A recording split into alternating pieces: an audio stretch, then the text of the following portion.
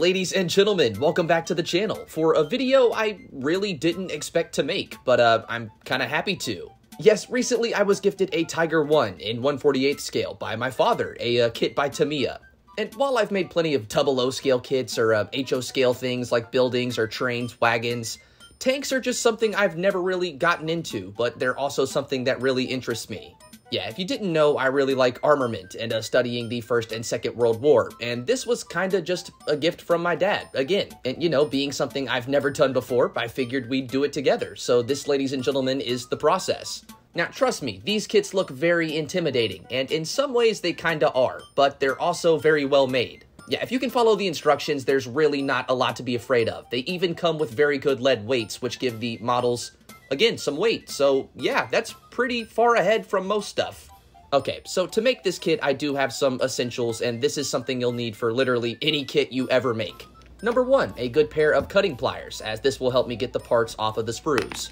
2, an X-Acto knife to do the exact same thing possibly, or get rid of any plastic residue. And 3, and what kinda ended up being the most important, a good glue, or in this case, Tamiya cement. Now, this glue is very thin and dries very thin too, so you don't really have to worry about applying too much of it, and thankfully it does dry pretty quickly.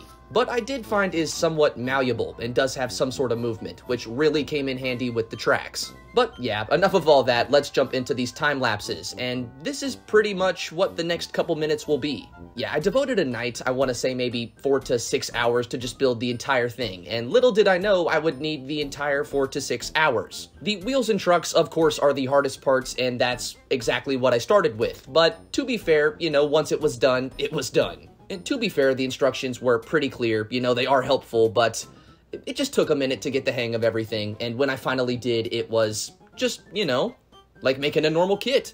Now, I could be wrong here, but I do think you can make these tanks in a way where they actually roll. That is not something I did or really am interested in. This will be a diorama piece or just something to sit, you know, and look good. I don't really care if it rolls, and that's not something I'm going for. But if that is something you want, keep in mind, I do think Tamiya has that ability or kits that do that. But yeah, let me shut up so you can see the rest of this process. Thankfully, the hull and smaller details were a lot easier.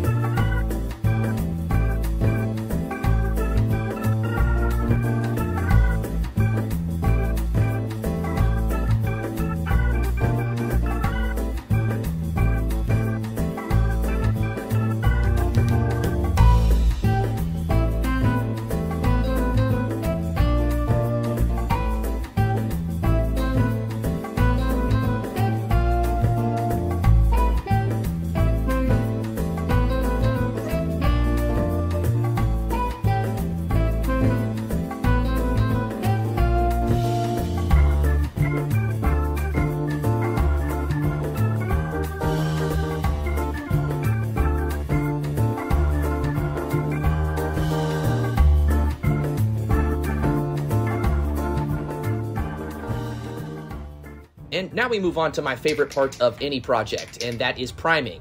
Now, at first I didn't really do anything special. This was just sprayed in a Tamiya light gray, with the turret and main body being separated. And pretty much this was just to check the finish and make sure everything was looking good in the right spots and, you know, ready for anything proper.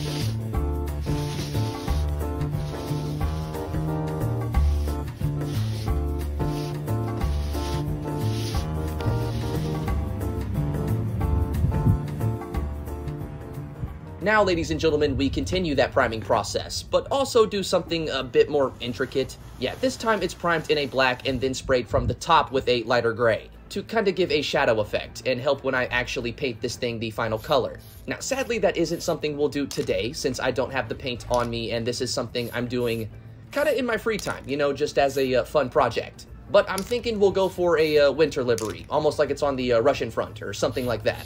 And ladies and gentlemen, be sure to comment down below if you have any tips or recommendations on paint or ways to do that. Yeah, again, this is my first time ever making a tank kit like this, and thankfully I've gotten through assembly and the priming process, but, you know, if anybody has any tips, I'd be all ears. Be sure to comment down below.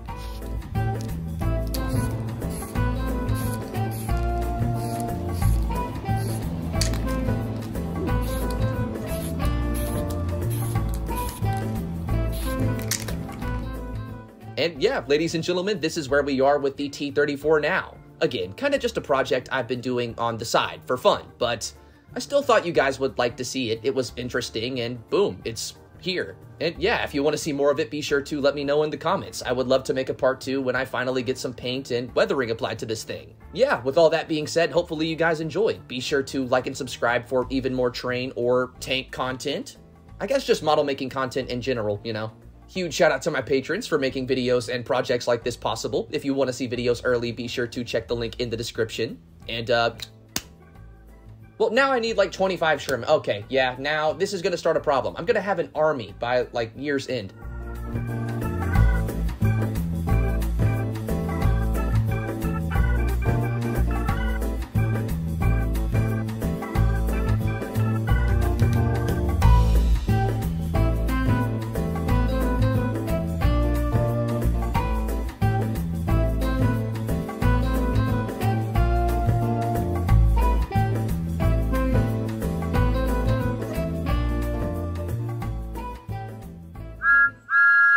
Either subscribe, donate, or get the fuck out.